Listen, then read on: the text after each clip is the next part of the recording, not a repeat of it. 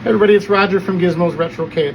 Normally you get to see me do something fun and talk about what we're doing at the arcade, but I need to reach out to the public and let them know something that we've been dealing with here that I've been reluctant to go public with, mainly because I don't want you guys to be afraid to come to the arcade.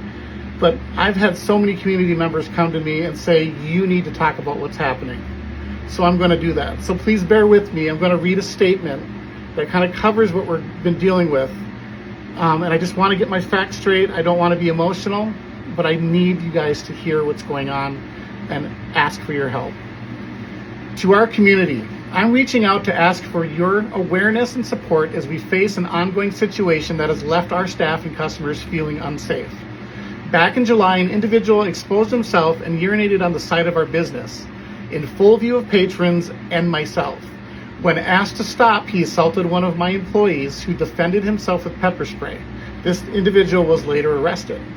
But during that incident, another man who was his friend or acquaintance began screaming violent anti-LGBTQ slurs and death threats, making gestures as though he were armed with a knife in his waist. Despite multiple witnesses, no enforcement action was taken, with one officer actually saying it was freedom of speech. We also have clear video footage from that day in which the individual can be heard ranting with slurs and threatening to stab people. Unmistakable, hate-driven words that should not be ignored.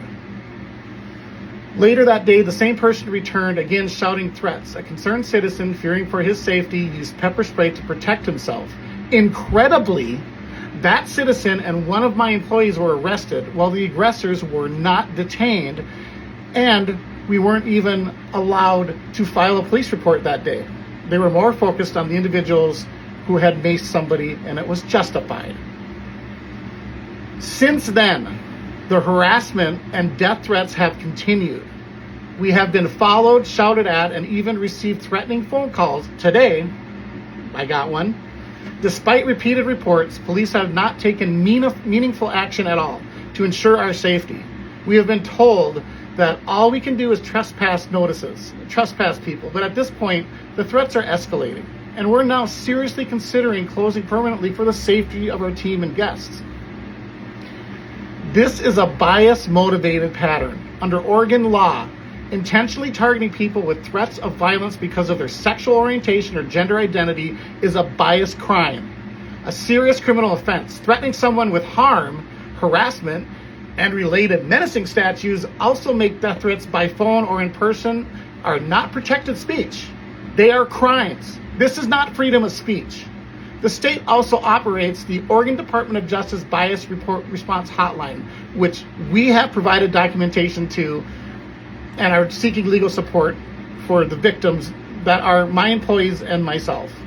We have made multiple reports to the police, both to local law enforcement and to the state hotline, and we urge local authorities to uphold the law equally for everyone. Now, I got a message for those behind these threats. If your goal is to intimidate us, divide us, or make us give up, understand this clearly. You will not succeed. Every act of hate only strengthens our resolve and brings our community closer together. We will not respond with hate. We will respond with unity, with visibility, and with support for one another. We stand for kindness, safety, and inclusion. We are an arcade for kids and families. Values this town should be proud of. You may make us cautious, but you will not make us leave. We will not be scared off. Now I've got a call to the public, all right? We're asking our neighbors for help. If you see or hear harassment, threats, or violence near Gizmo's Retrocade, please record safely and call 911.